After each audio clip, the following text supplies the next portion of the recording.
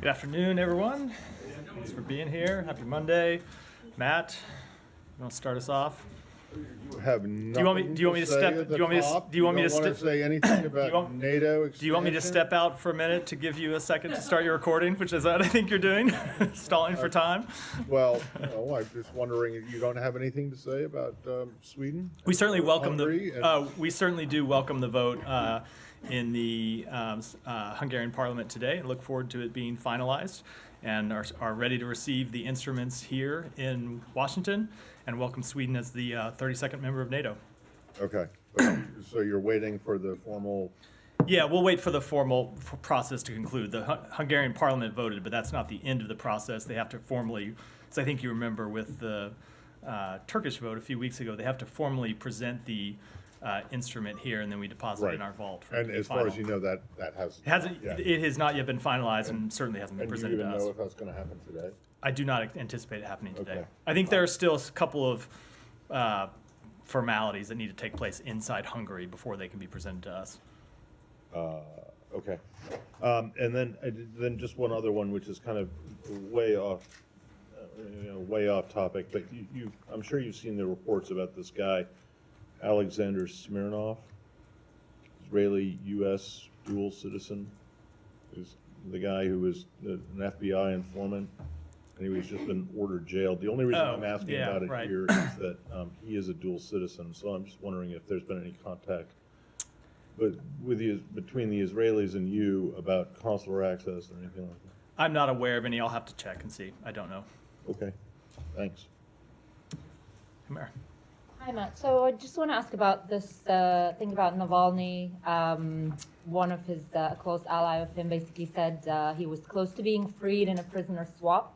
I mean, is there anything you can tell us about that? The U.S. did put forward a substantial proposal. I think you made it public in early December. Was he part of that? We put forward a proposal in early December to secure the release of Paul Whelan and Evan Gershkovich, as we said at the time. I have always made it a practice from this podium, I think you've seen it across the United States government, not to comment on the details of our negotiations or the details of our work to try to secure the release of prisoners in Russia or in other countries.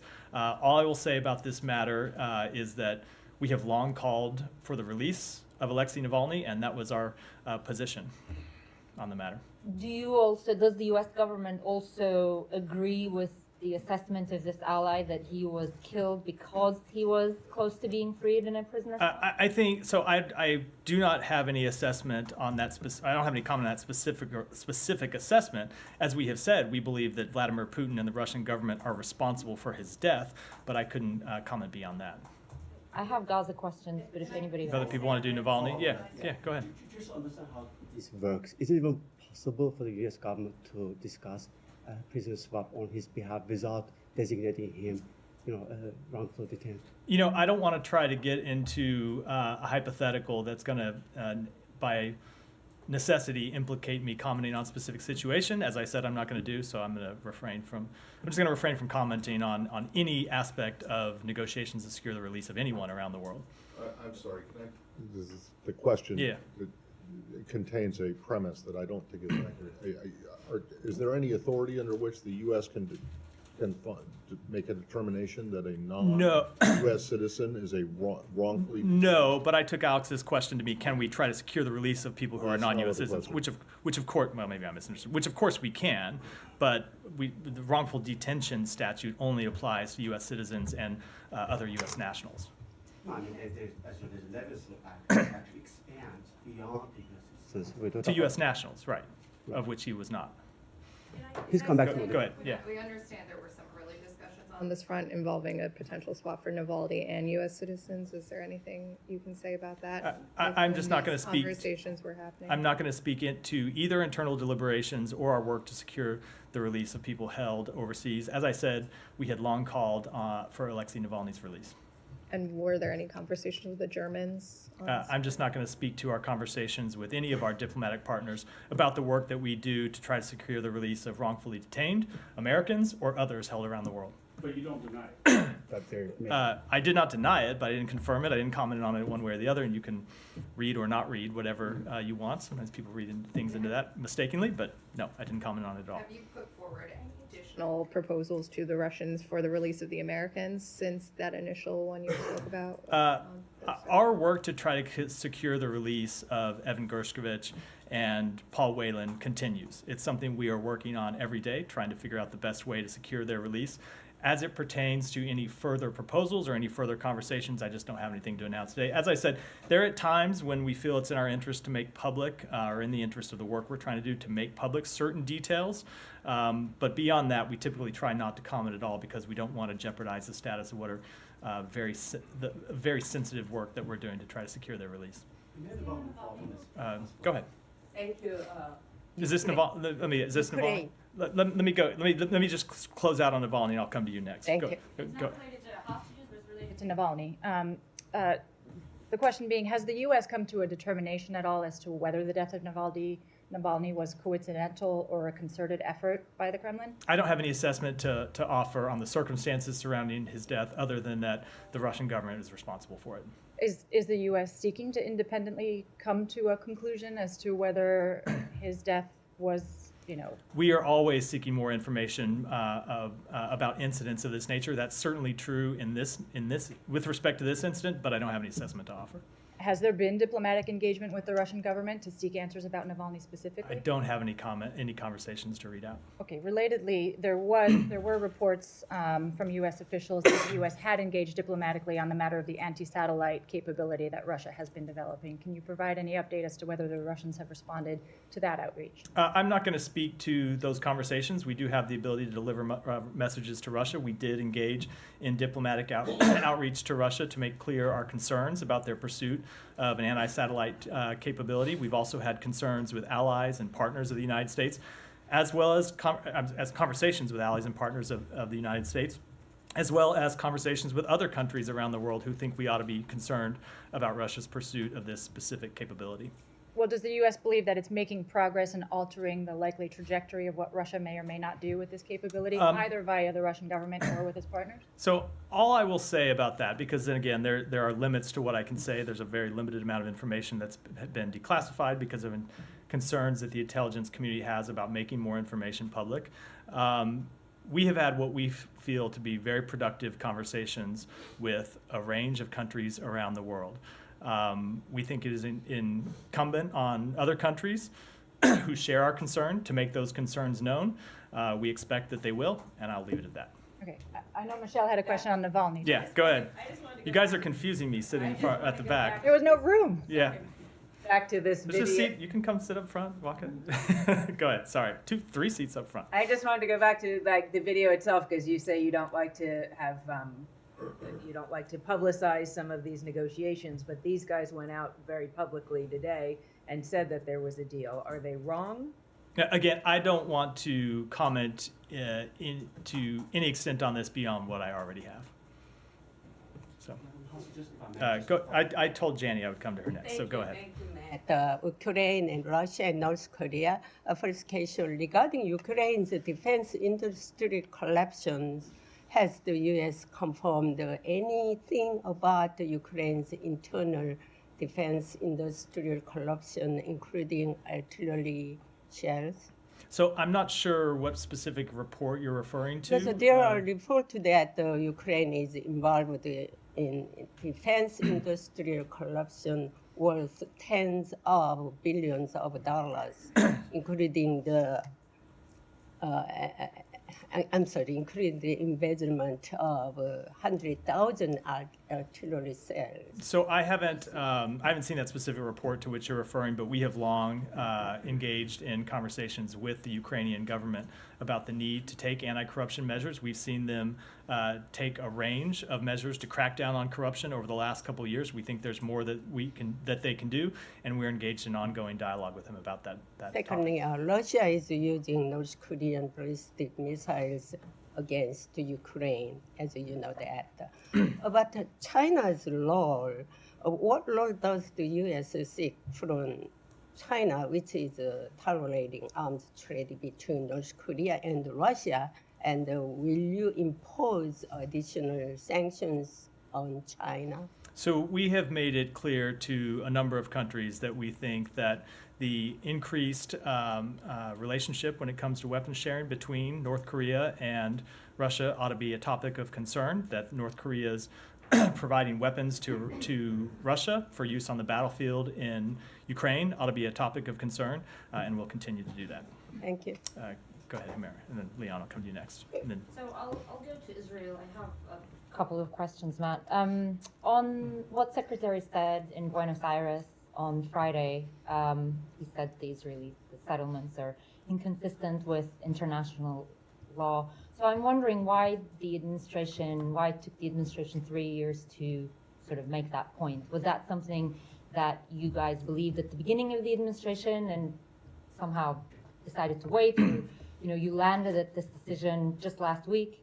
So I'll say two things. From a policy point of view, we have always been clear that we believe settlements are a barrier to peace and that they weaken, not strengthen, Israel's security and position in the region. As a legal question, excuse me, I still have this cough. I've had it for a week or so now. As a legal question, it is something that had been under review here at the department for some time. And as you know, the Secretary over the last several months has embarked on a process to try to ensure lasting peace in the region, to establish an independent Palestinian state. And we thought, as we were engaged in that important process, it was important to avoid any ambiguity about the U.S. position on this matter. And so that's why he made the announcement he did on Friday. Right. You said that there was a review that's been underway. Can you say when that started? No, only that we had been looking at this question for some time. Right. And this is, I understand what you're saying in terms of, you have said that it is an impediment to peace before, but saying that it is inconsistent with international law is like a step sort of ahead of that, beyond that. What are you trying to achieve with this? Are you expecting that this would put some additional pressure on Israel about the settlements, because this has been an ongoing conflict, dispute between you and the Israeli government that you just can't seem to agree? So what we are trying to achieve is the establishment of an independent Palestinian state with security guarantees for Israel. That is the ultimate policy objective that we are trying to achieve. You've seen the Secretary focus his diplomatic efforts on it. You've obviously heard me speak to that a number of times from this podium. And so we thought, as we go about that process, it was important that we be clear and avoid any ambiguity about this particular legal question. Would you have not said this the way Secretary said it if you have seen Israeli government not unveil or not have any plans to sort of add new housing units? Could this have gone in a different way? It's hard to speak to a counterfactual, but we have seen the Israeli government announce and explore new housing settlements, and we've had deep concerns about those. And as you heard the Secretary say on Friday, we think the settlements that they've announced prior to this date and the settlements that they announced they were exploring last week are fundamentally a barrier to peace. Have you given them a heads up before? Have you spoken to them privately since then? I'm sure that we've engaged in conversations about them. As you know, we engage in conversations with the Israeli government at a number of different levels, but I'm not aware of any specific conversation around this. Matt, can I just ask you, Yeah. you say that this removes ambiguity, but actually what it does is restores ambiguity, the ambiguity that was in the original Hansel memorandum, which doesn't say that settlements are illegal. It says that they're Inconsistent or illegitimate. It doesn't use the word illegal. So I'm not sure I understand how this removes it. It restores the previous ambiguity that had existed. Why don't you guys just come out and take a position once and for all? Are settlements okay, or are they actually quote unquote illegal under international? So I don't think you should hear me saying that settlements are okay. You should see hear loud and clear. Let me hear loud and clear me saying, from a policy perspective, we believe they are a barrier to peace. From a legal perspective, we believe they're inconsistent with international law. Yeah, but you don't believe that they're illegal. I will let the lawyers, of which I am not, speak to the difference between those two terms, if any. But on behalf of the United States, if any, we do not believe they're consistent with international law. The entire point of the Hansel Memorandum, when it was written in 1978, believe me, I've done a lot of looking into this, was that it was ambiguous, that it did not put the United States down as having a position that settlements were illegal or not illegal. or, totally fine. But that it was intended to show unhappiness or your disagreement with settlement policy. But the fact of the matter is that when you say that this announcement on Friday removes the ambiguity, I'm just gonna, that doesn't, it restores the ambiguity. So, Because what Sorry. the previous administration did, what the previous Secretary of State did, was to say that the U.S. no longer regards settlement activity, quote unquote, per se, as being inconsistent or illegitimate. That seemed to remove ambiguity. This restores the previous ambiguity. How am I wrong? So I don't find anything ambiguous about a statement from the United States that we believe the Israeli government settlement program is inconsistent with federal law. I find that to be a very clear, not federal, international law, of course, a very clear, unambiguous statement. I cannot speak to the reasoning behind a memo that was written in 1978. Obviously, I was not here, but I can tell you our intention now is to be very clear about what we believe. Said, go ahead. I'm glad you mentioned 1978 because there is a lawyerly or legal definition that was, established then and so on. Plus, you guys are signatories to all the UN resolutions, including 242 and so on, that basically say the settlements are illegal. So I don't know why every so many years you feel that you have to reassert or dispel the ambiguity and so on. Let me ask you a couple. You would rather we hadn't made this statement? No, I'm saying make Okay, the statements fair. all the time. Fair enough. especially- I'm just being clear. The statement is important because the previous administration basically sought to undo that. I mean, that's why it is timely and it is important. I'm not saying it's not important. I want to ask you a couple questions, but also I want to say for the record, Matt, with all sympathies with Navalny and so on, but Palestinian prisoners die in Israeli jails almost on a weekly basis under torture. It would be great for the United States of America to say this should be unacceptable as well. So just to be very clear, we want every prisoner, every detainee anywhere in the world to be treated humanely, to be treated in accordance with international law. That is not just true in Russia. Including in Israeli prison. Hold on, just let me finish, and I will say what I have to say. Sure. As I was going to say is that's true in Russia, it's true in Israel, it's true everywhere in the world. Okay, excellent. Let me ask you about Samah Ismail, the Palestinian American woman that was arrested early in February. Can you update us any new development with this case? So I will say that we have obtained consular access and have officials from our embassy have met with her. We are in contact with her and our family. We are providing all appropriate consular assistance as we always do in these cases. There's not a lot I can say about the case. It remains a legal matter, but we are in contact with her and her family. Yeah, but she was apparently arrested for a Facebook post. I mean, nothing else. Let me ask you about the humanitarian situation in Gaza. It seems that Israel is doing everything possible to hinder the entry of humanitarian assistance into Gaza. By denying visas to humanitarian workers, by shooting policemen that try to organize, these things and so on. So, so what are you doing to facilitate this human assistance shipments and so on? I mean, kids are coming out and saying, we want a piece of bread. I mean, it's really, So it's hard to imagine this is happening in the 21st century. let me say a few things about that. First, as I've said a number of times, we continue to be at the forefront of advocating for increased, sustained humanitarian assistance to benefit innocent Palestinians in Gaza. We continue to be the largest humanitarian donor to the Palestinian people. With respect to two specific points you raised there, first, the delivery of humanitarian assistance inside Gaza, which right now is a difficult situation. So you have had this situation where the problem right now is not just getting humanitarian assistance into Gaza through either Rafah or Kerem Shalom, but getting it distributed inside Gaza because of a lack of ability to secure shipments. There is a problem in that the police that were providing security to those shipments inside Gaza, some of them are members of Hamas, some of them are not. And so Israel does have a legitimate right to try to hold members of Hamas accountable as part of the ongoing military operation that they're conducting. But at the same time, we want to see the ability of shipments to be safely delivered inside Gaza and not looted by criminal gangs and others. So that's a matter that we are in ongoing conversation with both the government of Israel and our humanitarian partners on the ground about how to solve. It is a live question that we're dealing with every day. We haven't reached a solution yet, but it's something we're actively engaged on because it's important not just that the humanitarian assistance get into Gaza, but that it get to the people that need it.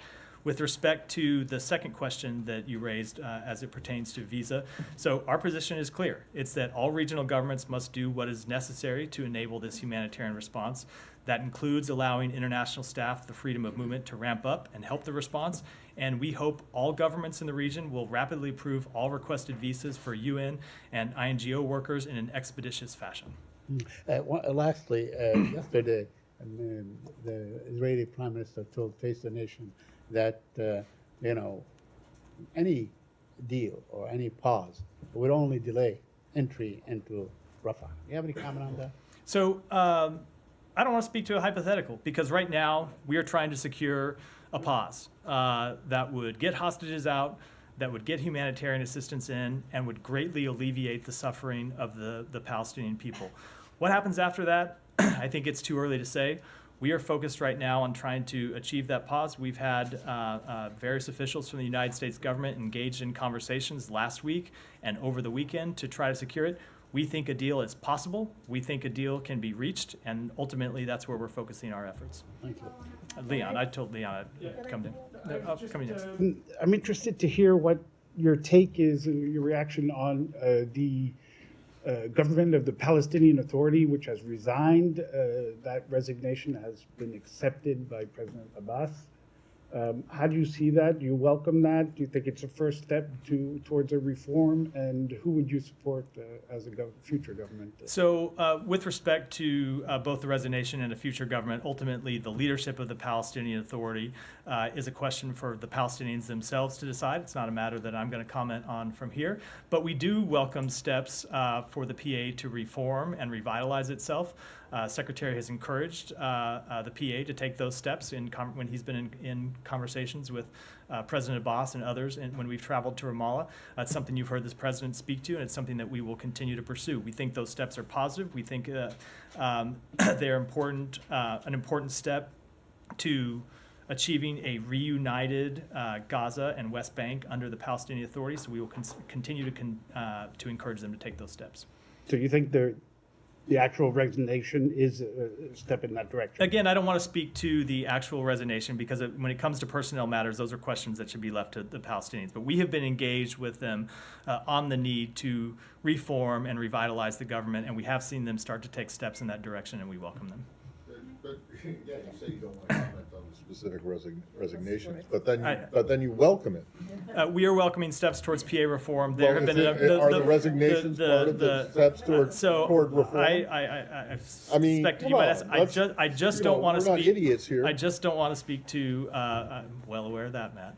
I don't want to speak to a personnel matter, but I think you have seen. I understand a government matter when it comes to the personnel who are leading the government. It's not something we have ever wanted to speak to. Well, I know, but then you say that, and then you come out and say, "Well, this is a good thing." President Abbas has said he is going to take steps towards reforming and revitalizing the Palestinian Authority. He has said that directly to the secretary, and we welcome him taking those steps. So you welcome him bringing in fresh blood?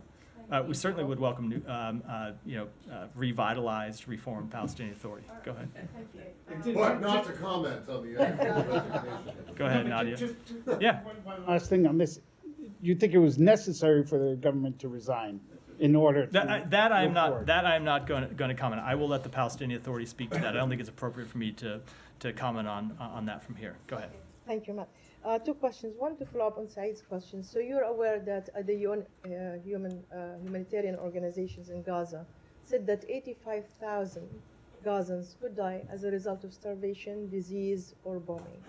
So what practically can the administration do to alter this reality?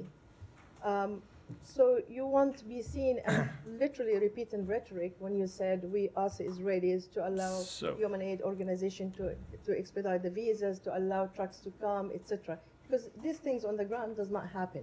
So can So- we make sure that these people won't face this death either by starvation or by disease? So there are two incredibly important things we are trying to pursue to alleviate the suffering of the humanitarian people. One is, as I said, to increase the flow of humanitarian assistance into Gaza to make sure it's sustained and to break down any obstacles to actually being delivered to those who are in need.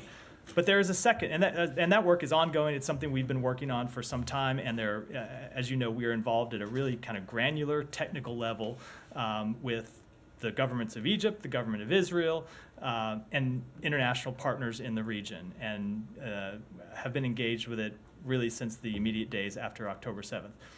But there is another way that we could help alleviate the suffering of the Palestinian people, and that is to achieve a humanitarian pause that would allow more humanitarian assistance to come in to Gaza and would allow more humanitarian assistance to get to those who need. It would allow people better freedom of movement to move around Gaza and get to humanitarian assistance.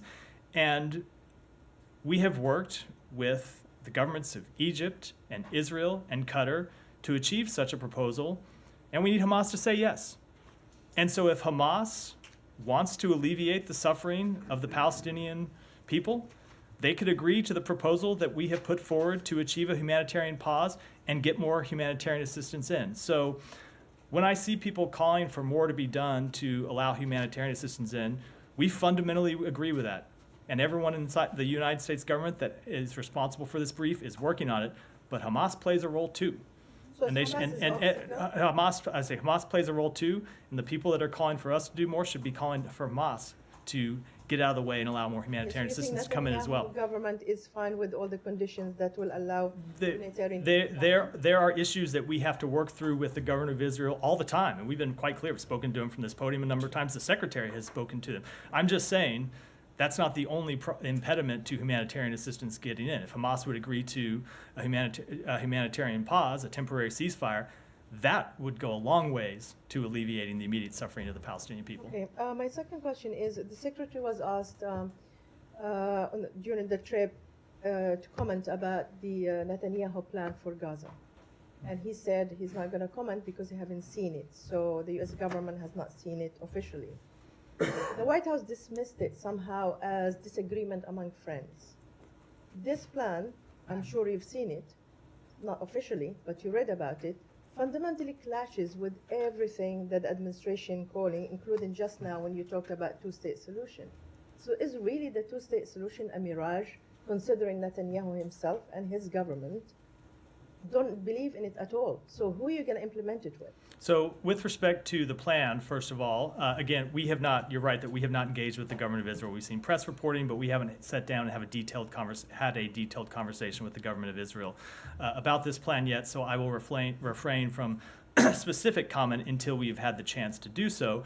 But we have been very clear about what our position is with respect to the governance of Gaza moving forward when it comes to questions about the reoccupation of Gaza and the reduction or potential reduction of any territory of Gaza. And we'll continue to be very clear about that publicly and privately. And when it comes to this question of the two states, all we can do, and you've heard me say this before, is present our vision for peace and security in the Middle East and make clear to the government of Israel and make clear to the people of Israel that there is a path forward for lasting security, for better relations with Israel's neighbors, and they have to take it. And if they're ready to do it, we are ready to work with them on how to achieve that vision.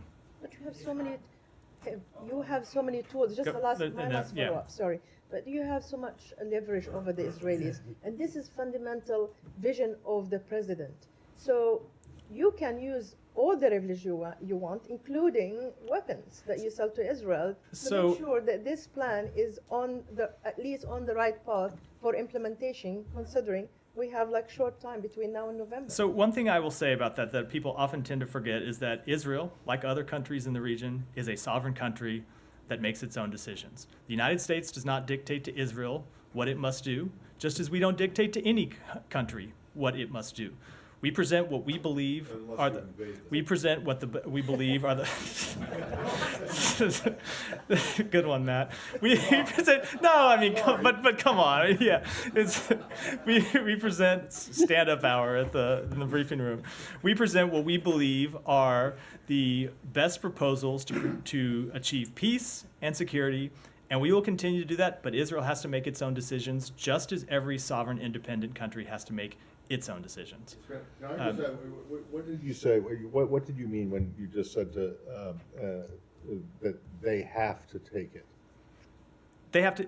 It doesn't mean that they have to take it in that we can dictate to them. What I meant by they have to take it is we can present all the options in the world. We can't control whether they take it or not. Go ahead. A question about today's meeting between Secretary Blinken and the Karachi Prime Minister.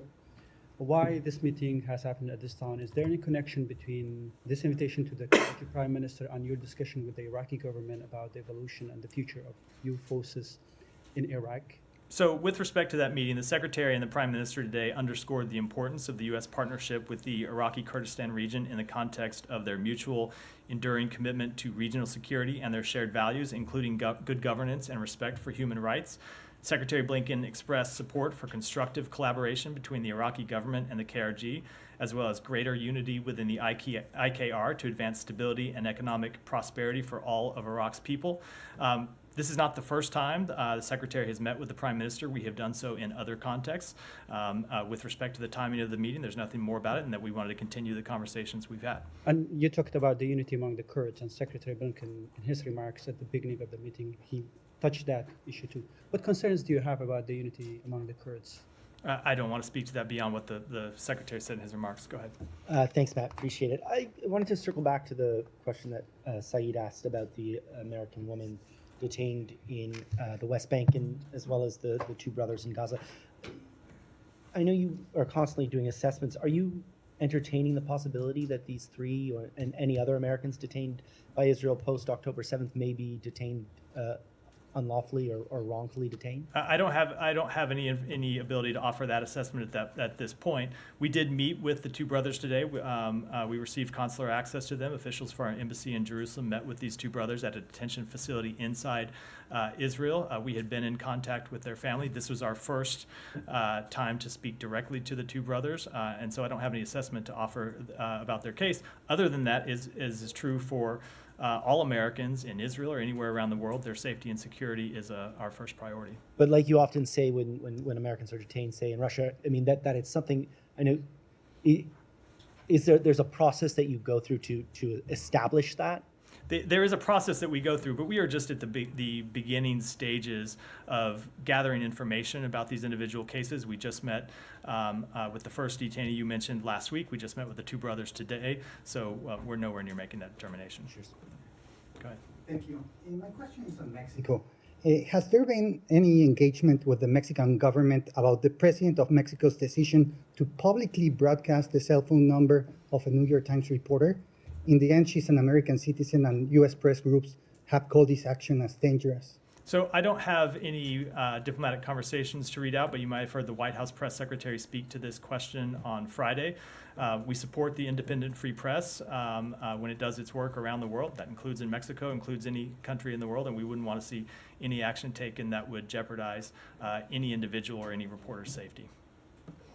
Alex, go ahead. And I'll come to Jen, and then Gita.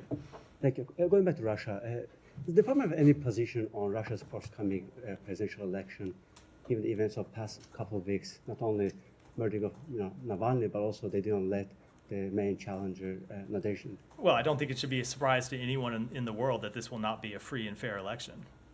And on hostages, if I may, do you have any reaction to the criticism that coming from different corners, from the Hill, from other branches of the government, saying that the fact that your approach towards dual citizens actually does embolden folks like Putin to go after more dual citizens. When the secretary last year promised that the State Department will consider Karam Murza's designation as wrongfully detained, it was a year ago. Now you had more and more U.S. and dual citizens being arrested in Russia. Do you see any connection there? Because there's a criticism that you're I do not. All I'll say, sometimes I get this question about dual citizens. We don't look at dual citizens differently than any other citizen. An American is American, and we try to do what we can to ensure the safety and security of every American overseas. Jen, and then Gita, and then Olivia. Go ahead.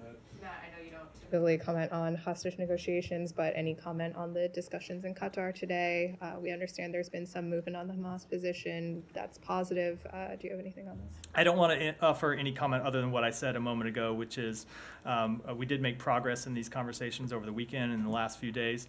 We continue to believe that a deal is possible, and we're going to continue to pursue it.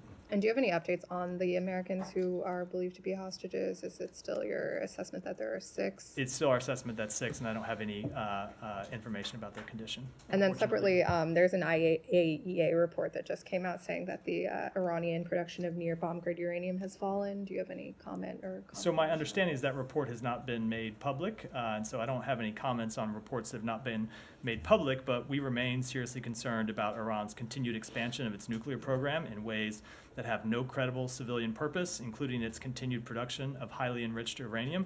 And we appreciate the IAEA's extensive efforts to engage Iran on longstanding questions related to Iran's safeguard obligations. Gita, go ahead. Syrian Observatory has reported that there was a missile attack on the U.S. base in Syria's Conoco gas field yesterday, and then today there was an attack on a fuel tanker of the Syrian Democratic Forces, and it says likely by ISIS.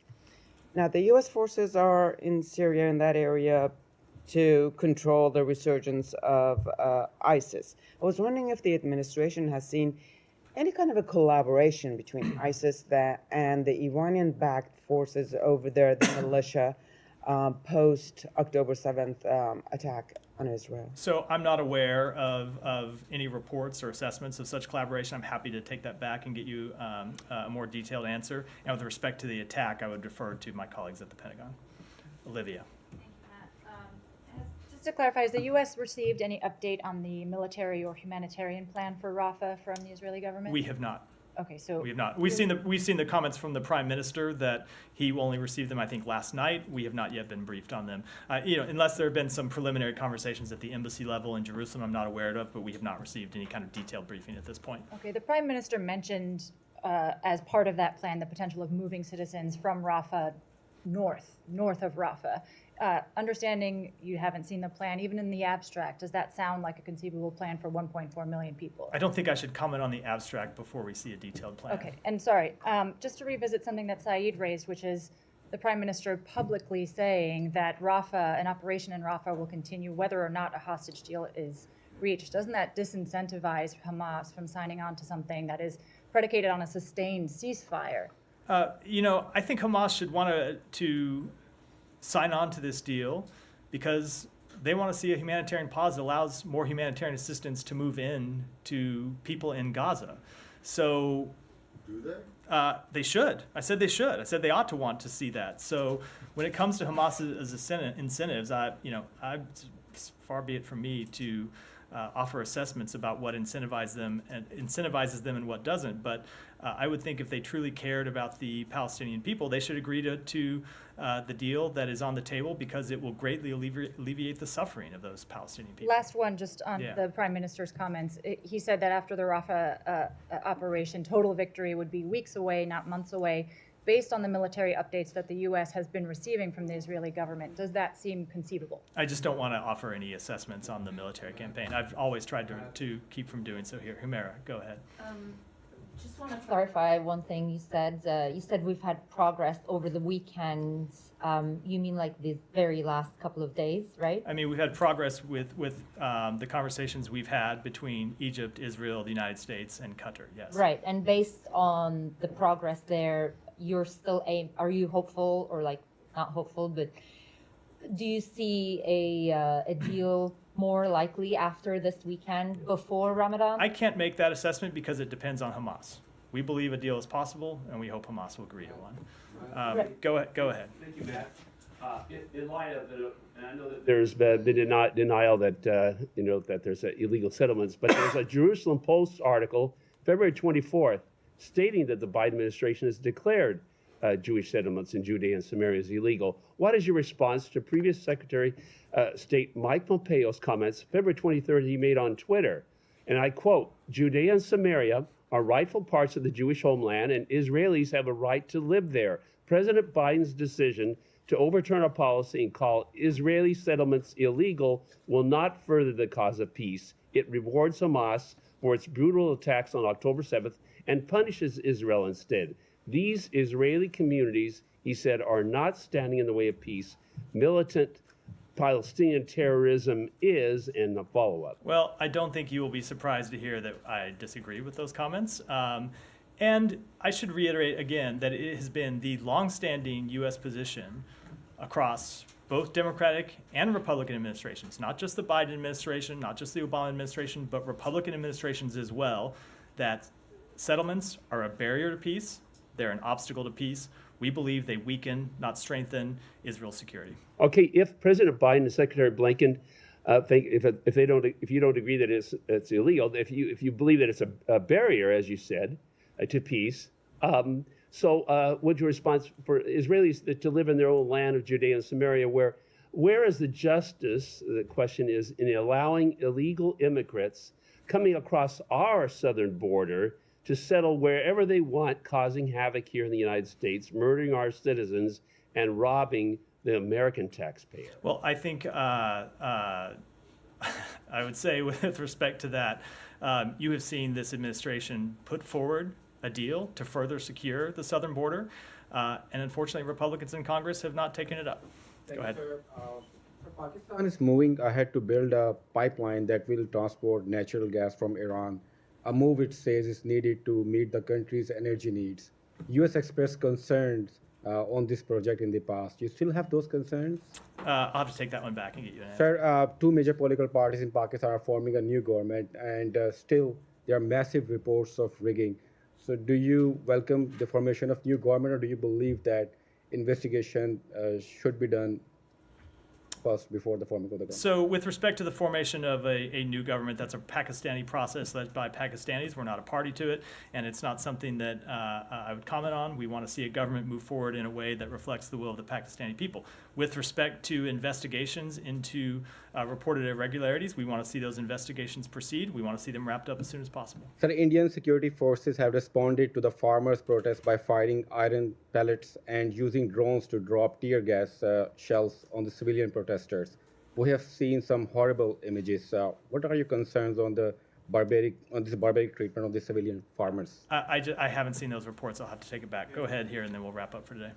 Thank you so much. The question is regarding a January 31st incident in which 2 Navy SEALs lost their lives at coast of Somalia. So, U.S. District Court in Richmond charged 4 individuals who were allegedly carrying Pakistani identification cards, and it is said that these individuals were transporting suspected Iranian-made weapons to Houthis in Yemen. So, do United States raise this matter with the concerned authorities? And also, I want to know, do you have any details from a Department of Treasury or from Justice Department?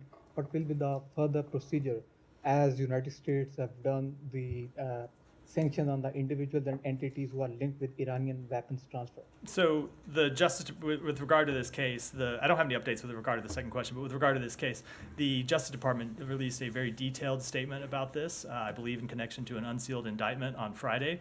It's an ongoing legal matter, and because of that, I'm not going to comment further. And with that, we've got a wrap for today. Thanks, everyone. Thanks.